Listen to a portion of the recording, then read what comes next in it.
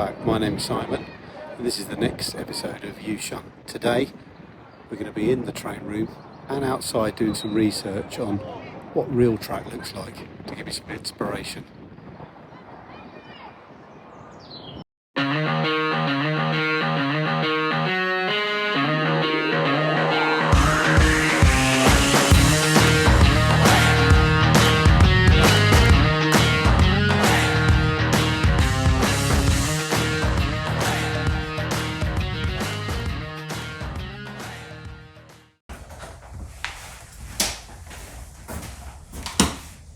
So I need to cut a few more of these underlay strips.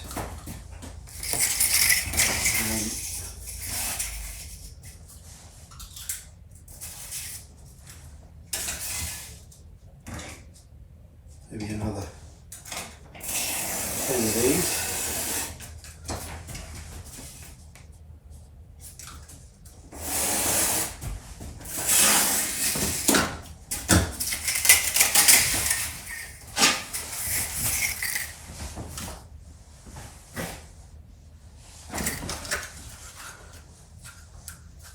Tip, always keep your blade sharp.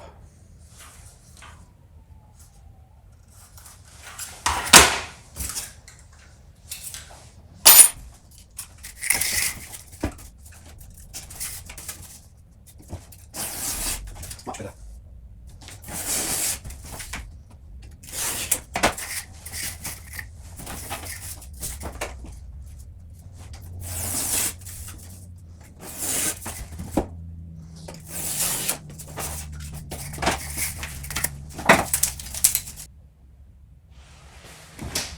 Here we're going to have the 4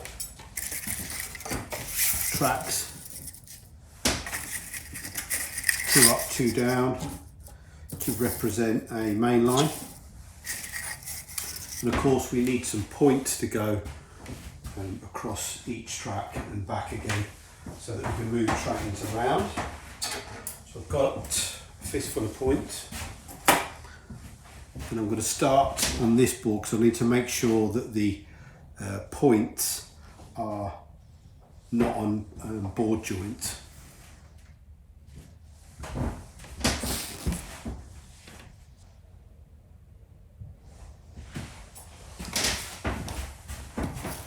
So in principle, that's it laid out. The existing track that I laid down at the beginning, I'm going to have to take up now some of it and install the first point. I was asked, one of the questions I was asked is why I didn't stick the track down with adhesive, simply because it's a bit of a design build process. I knew that I would be taking a fair bit of the track up again and repositioning, and this probably won't be the last time, so it's just easier to put a few pins in. Of course I've still got to put droppers in, and then which I'm probably going to do now. And then when I know it's at least, I'm 99% certain that that's its final position, or certainly its final position for now, then I can put however many I'm going to put in per length of track of fixings, mechanical fixings in. Because you never know, take the track up, I think it's just going to be easier. I've seen videos doing both, sticking them down, tacking them down, screwing them down. I don't think there's really a right or a wrong way on any of it, but I'm going to go for now with the screw down method.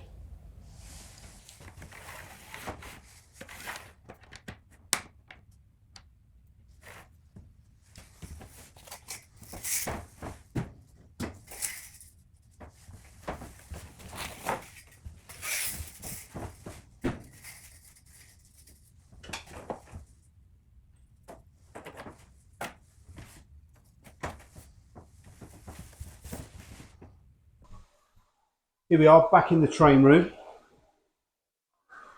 and we're ready to talk about track.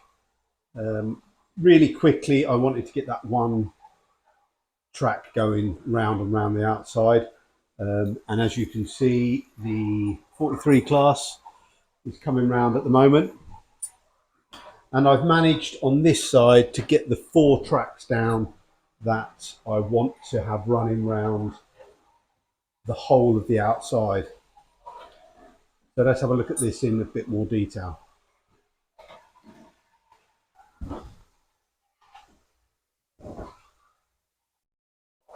The 4 tracks are in and they're secured. They're pinned down. I haven't stuck all the foam down because I want to make sure I've got the final position for everything, that all the points work and everything else before I commit, because all I'll have to do is take it all up again if it isn't right. So at the moment it's going down, a couple of bits are coming back up, that's not quite right, this is not quite right. So it's a bit of trial and error at the moment. Let's bring this 43 class round. Still on DC. Within the next few episodes I'm hoping to get the DCC installed, but for now we're just running around this DC. Okay, so we're going to have fast up, fast down, slow up, slow down, four tracks going all the way around the outside. Now I want that because I just want the constant movement of track, but I also want to put stations in and a lot of scenery on this layout. So I've been thinking of ways of how I can expand the track after the 4 tracks, if that makes sense. So I've got a couple of plans. Okay, I want to bring some height into the layout, and I also want to expand width-wise to bring in a station. If you can see here, 1, 2, 3, 4, 5, 6. I've got 6 coaches set up on this one. And of course, if it's a 43, it will have the dummy on the back. So that's the minimum that I want a station to be. But of course, if I want to run 9 coaches, then I'm pretty much looking at the length of this baseboard, certainly from here down to here. So I can either lift it up a level or expand the width. So what I'm thinking of doing is running a second baseboard out here and then creating the whole station on here. So from here, have a turnout which slips off, and there I can create a 4 platform, 6 platform station, but at the same level as the baseboard. Then on this side, I think I'm going to have an incline going up to lift this side of the layout by approximately 10 centimeters, 4 inches. I've got a little bit of height. I can also run locos underneath, which I'll just show you over here.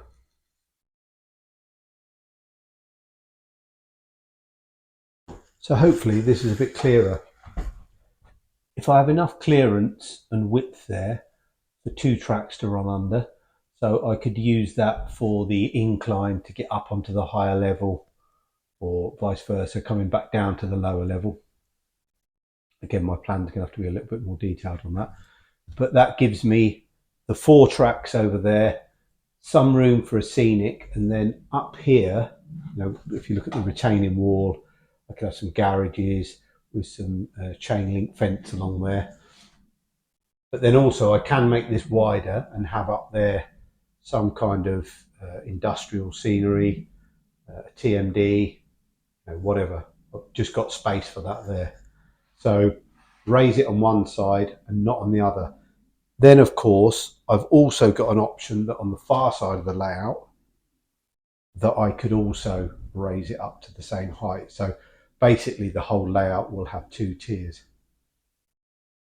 Now for now, I'm just thinking about that because I have got the 4 tracks to concentrate on.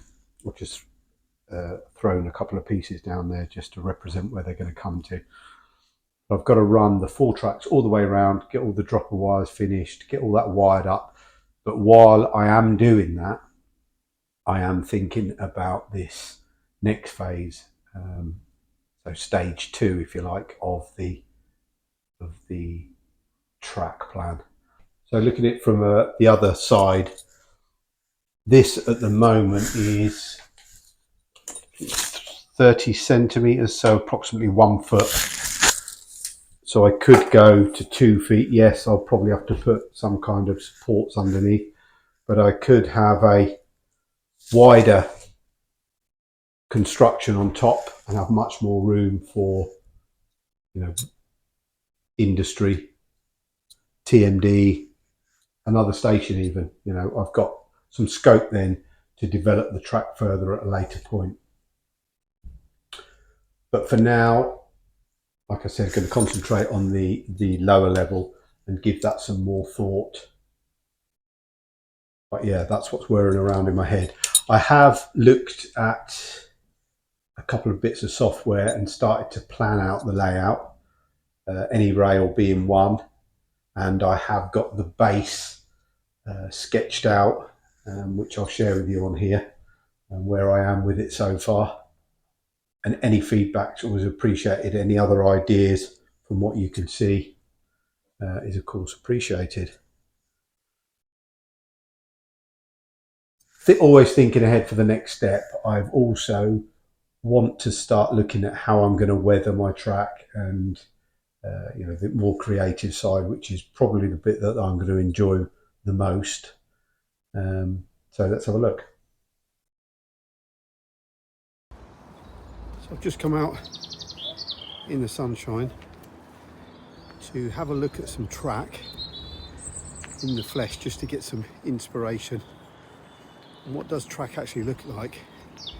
I see a lot being modelled, and I see a lot of stress put on, or there's no ballast on the sleepers, and there's one type of colour like grey, but actually if you look at it, it's quite different.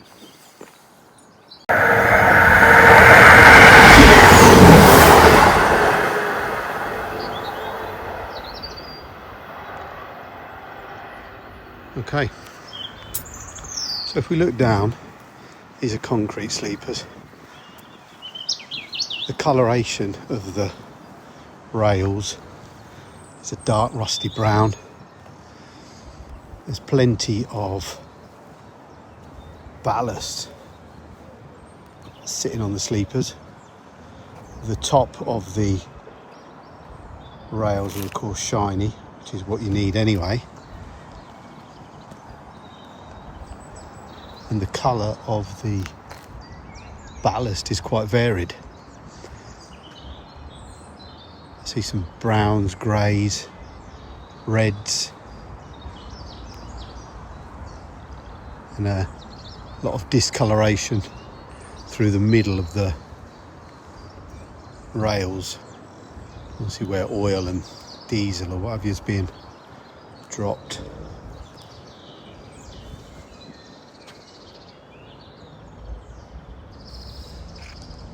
Just looking at the infrastructure here, there's the height of the platform, and we go down this long walkway, the handrails, street lighting, brambles all overgrown. This down here is actually quite an interesting double bridge. I like the metalwork, the rust, the weathering. There's a billboard as well at the end of the road. The platform makes some quite interesting modelling. It might get a little bit noisy as we go under here, but I'll record the footage anyway.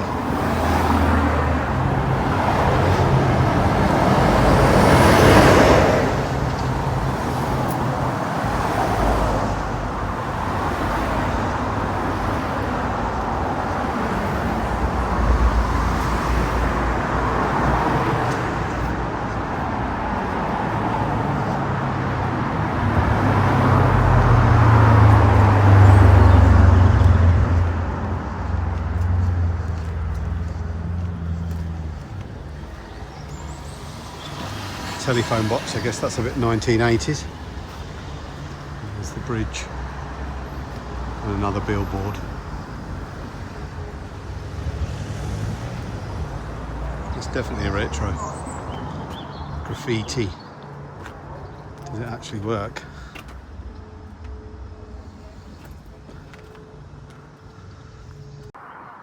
There's quite a bit of road noise here, but in the distance is Bentley Viaduct, which they're currently restoring. I think that'll make a great bit of scenery.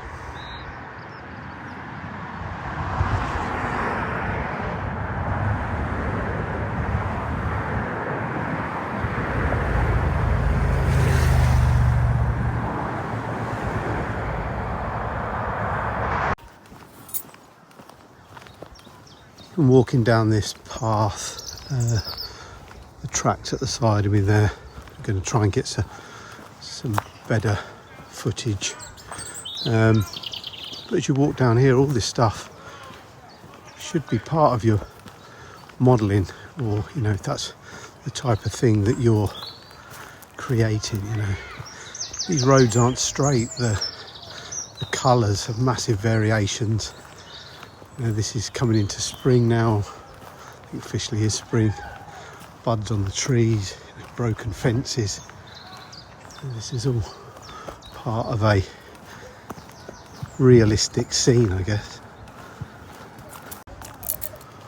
We're at the bottom of the viaduct now, and this sort of gives you hopefully some sort of perspective on just how big this structure is. What great colours, and the rust and the grime.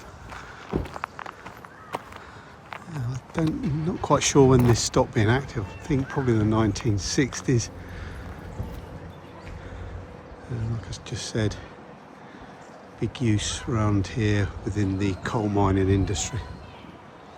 See how high we can get up. We can get right up to the track here. Again, what we just saw from above, the rusty looking colours of those concrete sleepers. Variation in colours of ballast, shrubbery growing in between. All good stuff for modelling. I mean, even look at the bridge, the graffiti. Come round again to the viaduct. And that, I believe, underneath is all illuminated.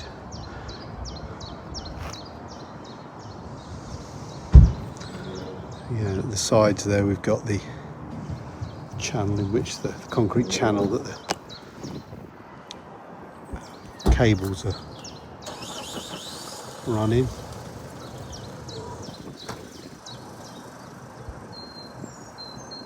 Graffiti.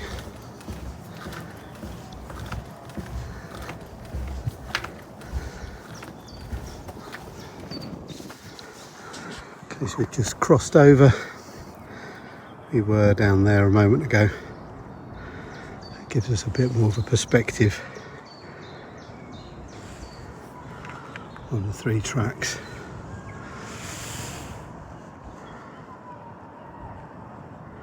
And then that redundant third piece of rail in the middle there. And then over the far side, the cable troughs, and down here, a lot of them have lids missing. Okay, that wraps up another video. I hope you enjoyed it and found some of the content useful, maybe even motivated you to get out and do something on your own layout, or go and have a look at the infrastructure that's out there to give you some inspiration on doing some scenery. Please remember to like and subscribe, it really is appreciated. The subscriber numbers are growing, reaching 350 I think, so that's amazing. Keep it up, really appreciate it. See you again soon.